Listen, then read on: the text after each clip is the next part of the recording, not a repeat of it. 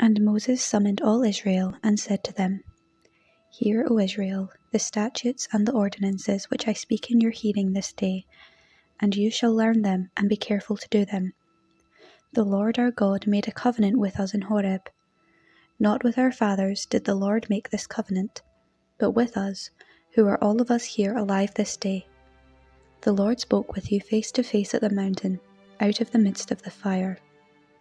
While I stood between the Lord and you at that time, to declare to you the word of the Lord, for you were afraid of the fire, and did not go up into the mountain.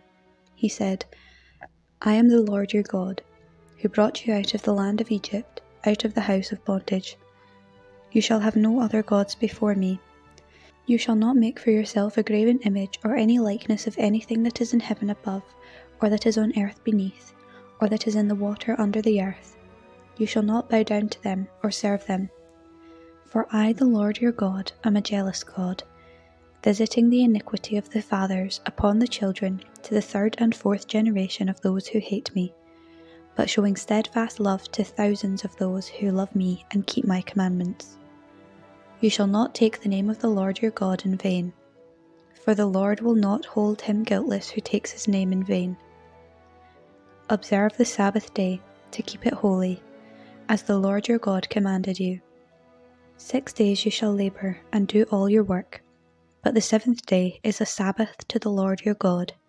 In it you shall not do any work, you or your son or your daughter, or your manservant or your maidservant, or your ox or your ass, or any of your cattle, or the sojourner who is within your gates, that your manservant and your maidservant may rest as well as you. You shall remember that you were a servant in the land of Egypt, and the Lord your God brought you out thence with a mighty hand and an outstretched arm. Therefore the Lord your God commanded you to keep the Sabbath day. Honor your father and your mother, as the Lord your God commanded you, that your days may be prolonged, and that it may go well with you, in the land which the Lord your God gives you. You shall not kill, neither shall you commit adultery, neither shall you steal, neither shall you bear false witness against your neighbor. Neither shall you covet your neighbor's wife, and you shall not desire your neighbor's house, his field, or his manservant, or his maidservant, his ox, or his ass, or anything that is your neighbor's. These words of the Lord spoke to all your assembly at the mountain of the midst of the fire, the cloud, and the thick darkness, with a loud voice, and he added no more.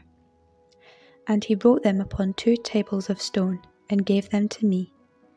And when you heard the voice out of the midst of the darkness, while the mountain was burning with fire, you came near to me, all the heads of your tribes and your elders, and you said, Behold, the Lord our God has shown us his glory and greatness, and we have heard his voice out of the midst of the fire.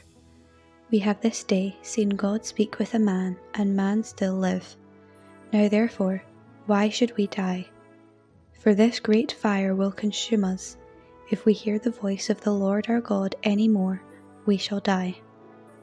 For who is there of all flesh that has heard the voice of the living God speaking out of the midst of fire, as we have, and has still lived? Go near and hear all that the Lord our God will say, and speak to us all that the Lord our God will speak to you, and we will hear and do it. And the Lord heard your words when you spoke to me, and the Lord said to me, I have heard the words of this people which they have spoken to you. They have rightly said all that they have spoken.